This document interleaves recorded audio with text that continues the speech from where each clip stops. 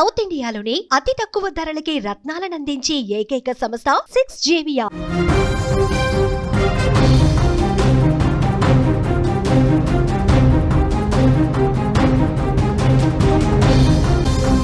జూబ్లీహిల్స్ ఉప ఎన్నిక హీట్ పెంచుతోందని చెప్పుకోవచ్చు. బీజేపీ అభ్యర్థి దీపక్ రెడ్డికి కూటమి మద్దతు ఆశ. టీడీపీ జనసేన సపోర్ట్ పై దీపక్ రెడ్డి ధీమా వ్యక్తం చేస్తూ ఉన్నారు. ఏపీ పొత్తు ఫార్ములా ఇక్కడ వర్కౌట్ అవుతుందా? ప్రచారంలో టీడీపీ జనసేన నేతలు పాల్గొంటారా? నేడు నామినేషన్ కి కేంద్ర మంత్రులు హాజరవుతున్నట్లు కూడా తెలుస్తోంది. కూటమి మద్దతుపై రాని అధికారిక ప్రకటన ఇప్పటి వరకు రాలేనట్లుగా కూడా తెలుస్తుంది. ప్రస్తుతం తెలంగాణ రాజకీయాలు మొత్తం కూడా జూబ్లీహిల్స్ ఉప ఎన్నిక చుట్టూ తిరుగుతూ ఉన్నాయి. ఈ ఉప ఎన్నిక కాంగ్రెస్, బీజేపీ, బీఆర్ఎస్ల మధ్య టఫ్ ఫైట్ గా మారిందని కూడా చెప్పుకోవచ్చు. ఇప్పుడు ఈ పోరుకు సంబంధించి ఒక ఇంట్రెస్టింగ్ అంశం అయితే తెరపైకి వస్తూ ఉంది. జూబ్లీహిల్స్ శాసనసభ ఉప ఎన్నికలో బీజేపీ తరపున బరిలోకి దిగుతున్న అభ్యర్థి లంకల దీపక్ రెడ్డి కీలక ప్రకటన అయితే చేశారు. ఈ ఎన్నికలో తనకు టీడీపీ, జనసేన పార్టీల మద్దతు ఉంటుందని ఆయన గట్టి ఆశాభావాన్ని అయితే వ్యక్తం చేస్తూ ఉన్నారు.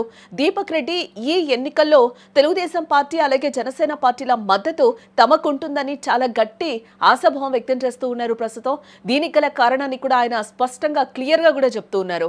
ఆంధ్రప్రదేశ్ లో బీజేపీ, టీడీపీ, జనసేన కలిసి కూటమిగా ఉన్న విషయం అందరికీ తెలిసిందే.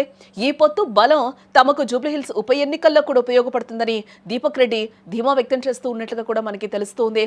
వాస్తవానికి కూటమి మద్దతు ఉంటే ఎన్నికల్లో తమ విజయం సులభమవుతుంది కూడా బీజేపీ శిబిరం నమ్ముతూ ఉంది. ముఖ్యంగా టీడీపీ, జనసేన శ్రేణులు తమ ప్రచారంలో కూడా పాల్గొనే అవకాశం ఉందని దీపక్ రెడ్డి గారు పేర్కొన్నారు. దీనికి సంబంధించిన సమాచారం కూడా తమకు అందినట్లుగా చెప్తూ ఉన్నారు. దీంతో జూబ్లీహిల్స్ లోని సెటిలర్స్ ఓట్లు కూడా బీజేపీ వైపు మొగ్గు చూపే అవకాశం ఉందనే అంచనాలు కూడా పెరుగుతూ ఉన్నాయి ప్రస్తుతం. ఇక ఇవాళ దీపక్ రెడ్డి నామినేషన్ కి వెళ్తూ ఉన్నారు. ఈ నామినేషన్ ర్యాలీకి గోవా రాష్ట్ర ముఖ్యమంత్రి గారితో పాటు మరో 2 కేంద్ర మంత్రులు కూడా ఈ కార్యక్రమానికి వస్తున్నారని కూడా తెలుస్తుంది. ఈ క్రమంలో టీడీపీ, జనసేనల మద్దతు విషయంపై కూడా అధికారిక ప్రకటన వెలువడితే జూబ్లీహిల్స్ ఎన్నికల రాజకీయం మరింత రసవత్తరంగా మారుతుందనడంలో మాత్రం ఎటువంటి సందేహం అయితే లేదు. ఈ కూటమి మద్దతు ఎవరికి అన్నది మరికొద్ది రోజుల్లో తెలిపోనుంది.